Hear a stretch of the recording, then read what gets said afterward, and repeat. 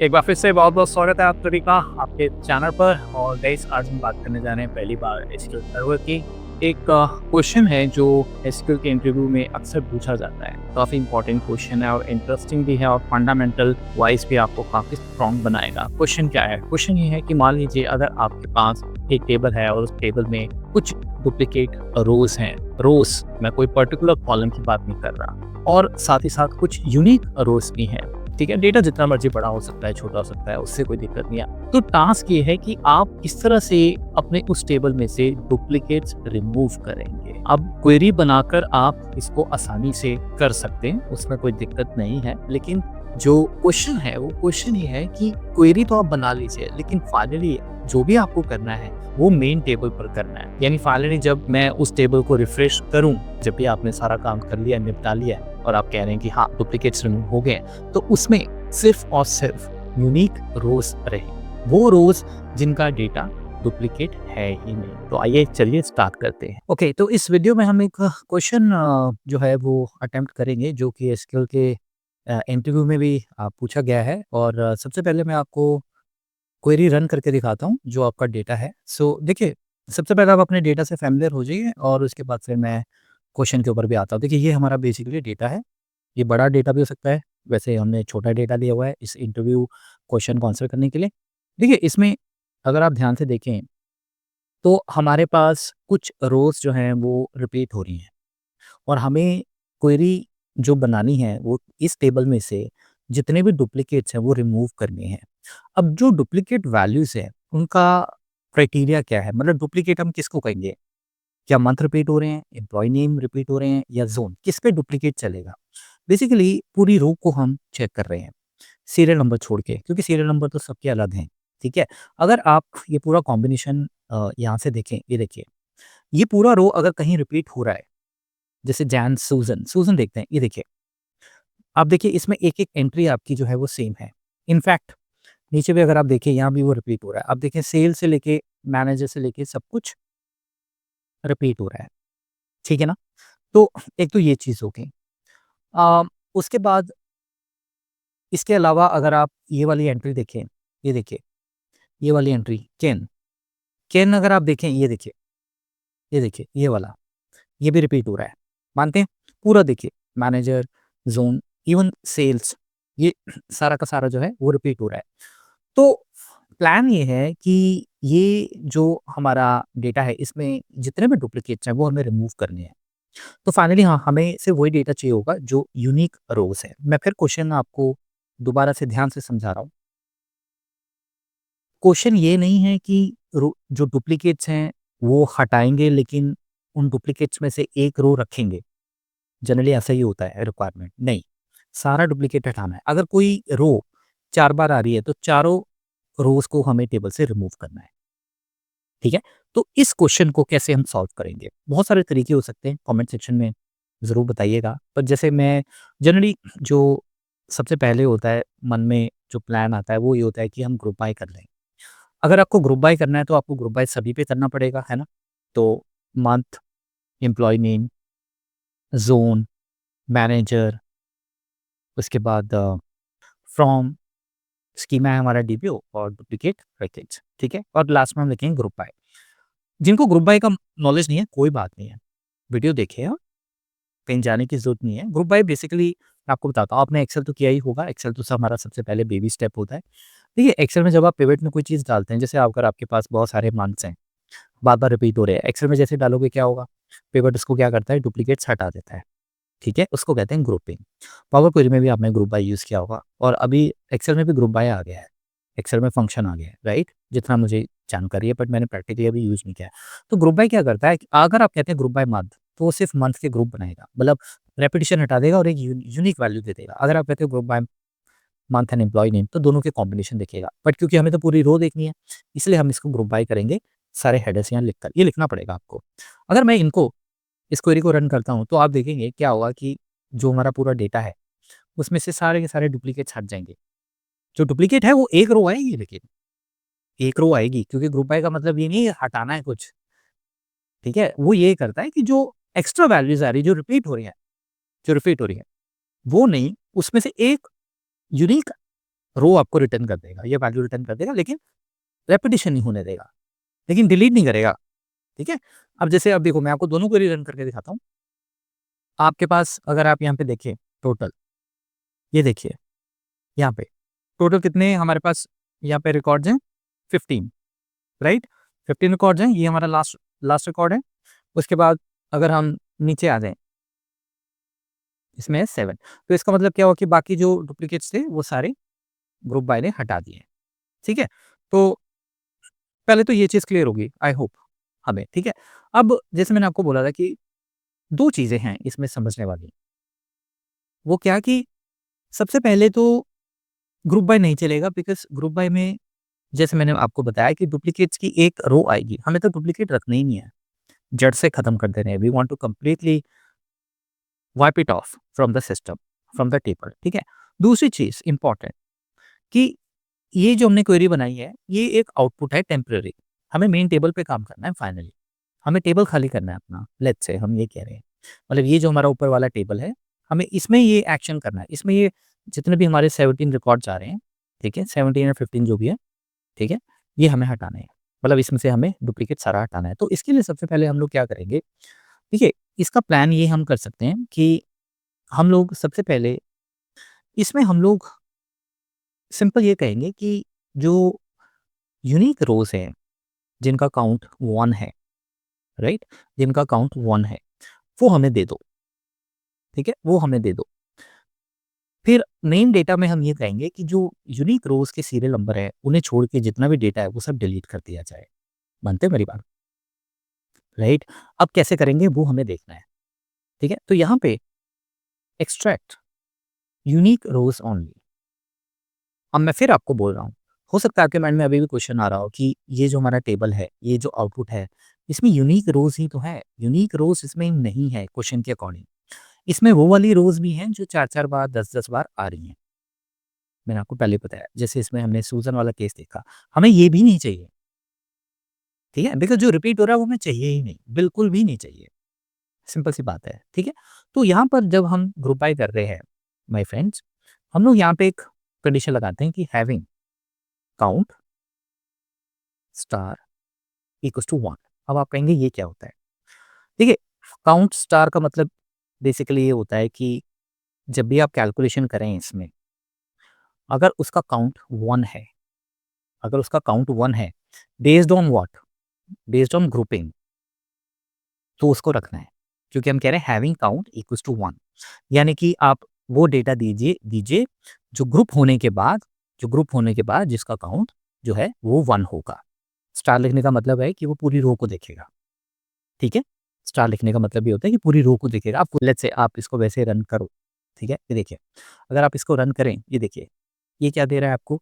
ये वो वाले आपको रिकॉर्ड्स दे रहा है, रैकेट्स दे रहा है, जो रिपीट नहीं हो रहे हैं, जो रिपीट नहीं हो रहे हैं। अगर अगर आपको ये देखिए, एग्ज़ीक्यूट करते हैं, ये देखिए, ये आउटपुट है, इसमें अमन और बेन, ठीक है? तो मैं इसको थोड़ा-सा स्पेस बढ़ाता हूँ। तसल्ली से चेक करेंगे, भागने की ज़रूरत नहीं है, है ना? टाइम लगा के चीज़ देखेंगे। देखिए, हमारे पास अगर आप ध्यान से देखें 2 नाम ऐसे आए हैं, अमन और बेन, याद रखेंगे अमन और बेन। अब आपका फ़ोकस जो है वो पूरे इस डेटा में जाना चाहिए, ठीक है? एम्प्लॉइज़ में देखिए, सबसे पहले मैं यहाँ पे एम्प्लॉयी ढूँढता हूँ अमन, अमन कहाँ है? ये देखिए, ये रहा अमन, देख रहे हैं आप? ये रहा अमन। क्या ये नाम कहीं भी आपको रिपीट होता हुआ दिख रहा है? बाकी पूरा डेटा चेक करने की ज़रूरत ही नहीं है। अगर नाम रिपीट ही नहीं हो रहा है तो फिर इसका मतलब पूरी रो रिपीट हो ही नहीं रही होगी, ठीक है? लग गया पता? अच्छा, उसके बाद है बेन, बेन कहाँ है हमारा? ये रहा बेन, ये देखिए बेन। इस पूरे डेटा में आप यहाँ से स्टार्ट हो जाइए, आपको कहीं भी बेन नहीं मिलेगा। इसका मतलब इन दोनों को छोड़ के बाकी सबका काउंट 1 नहीं है। 1 नहीं है तो मतलब 1 से ज़्यादा होगा। जैसे एक्सेल में आप काउंटें वगैरह लगाते हैं, राइट?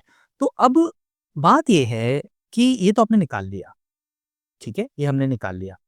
अब हम यूनिक रोज़ तो हम देख रहे हैं, लेकिन हमें फाइनली करना क्या है?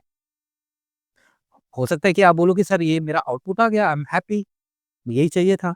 लेकिन दिक्कत ये है कि अगर आप ये क्वेरी रन करते हैं, ये वाली, अगर आप इस क्वेरी को रन करते हैं, तो इस क्वेरी में तो अभी भी डुप्लीकेट्स हैं ना? हमें मेन डेटा पे जाके दोबारा से उसको वहाँ से डेटा रिमूव करना है। सिर्फ़ क्वेरी चला के आउटपुट को कहीं लेके नहीं जाना है, मेन टेबल पे वापस आना है।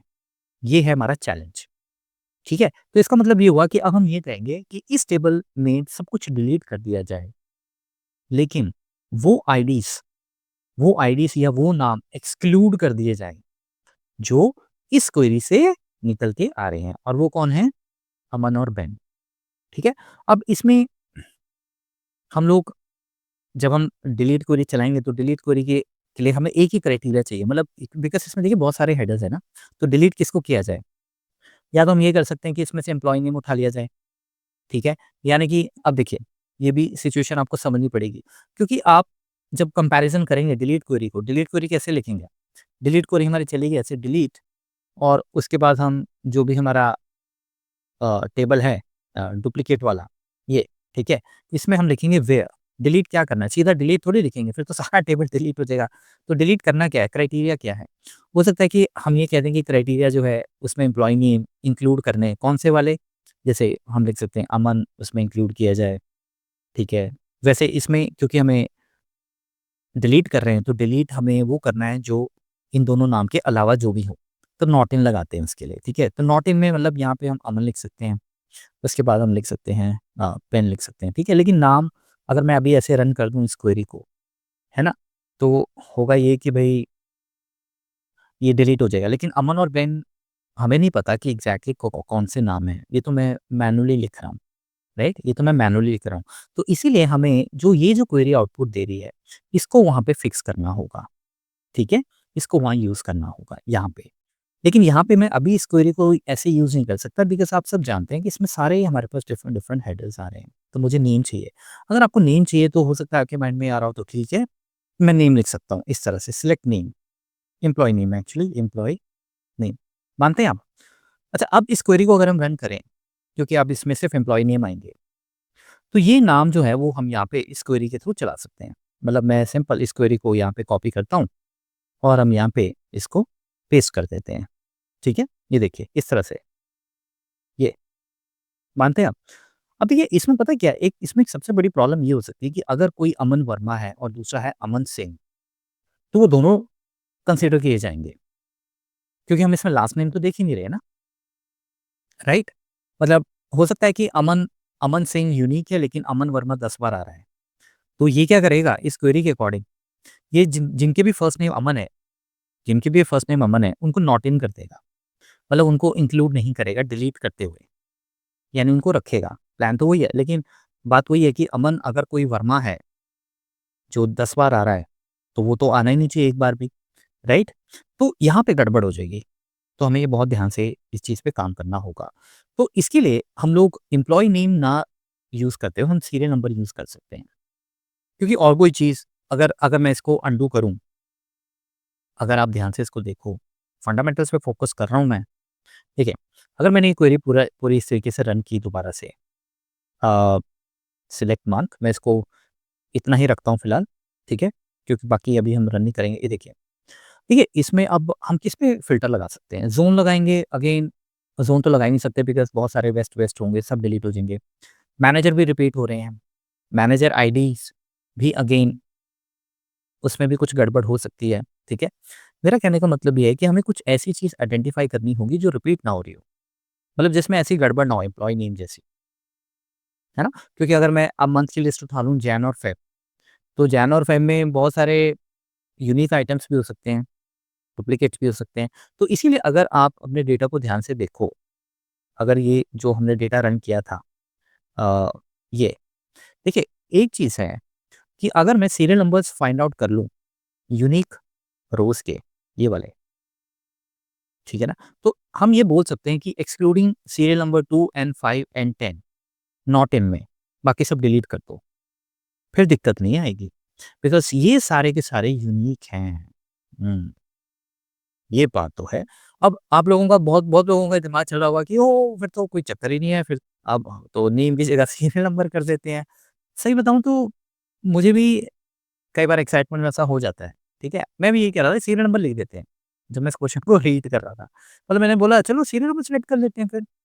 सीरियल नंबर 2 वही जो ग्रुप बाय करके जिन-जिन के भी काउंट इक्वल्स टू 1 आ रहे हैं।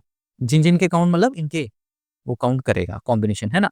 अब अगर मैं इस क्वेरी को रन करूँ, जैसे मैंने लिखा, ये आप गलती करेंगे, मैं इसलिए बोल रहा हूँ। वो आपको बोलेगा serial number is invalid, serial number is invalid. अब भई सीरियल नंबर इज़ इनवैलिड क्यों आ रहा है?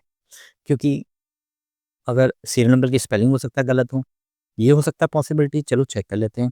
सीरियल नंबर की स्पेलिंग गलत नहीं है। अब आपको ध्यान से मेरी फंडामेंटल्स के ऊपर हम जा रहे हैं। ध्यान से मेरी बात समझिए। जब आप ग्रुप बाय लगाते हैं, ग्रुप बाय जो आप लगाते हैं, वही फ़ील्ड्स आपको यहाँ लिखनी होती हैं। वो ही फ़ील्ड्स आपको यहाँ लिखनी पड़ेंगी। सीरियल नंबर ग्रुप बाय में कहीं भी यूज़ नहीं हो रहा है, ठीक है? या तो मैं पूरा का पूरा ये सिलेक्ट कर लूँ कि मुझे मंथ, एम्प्लॉयी नेम, ज़ोन ये सारा आप मुझे दे दीजिए।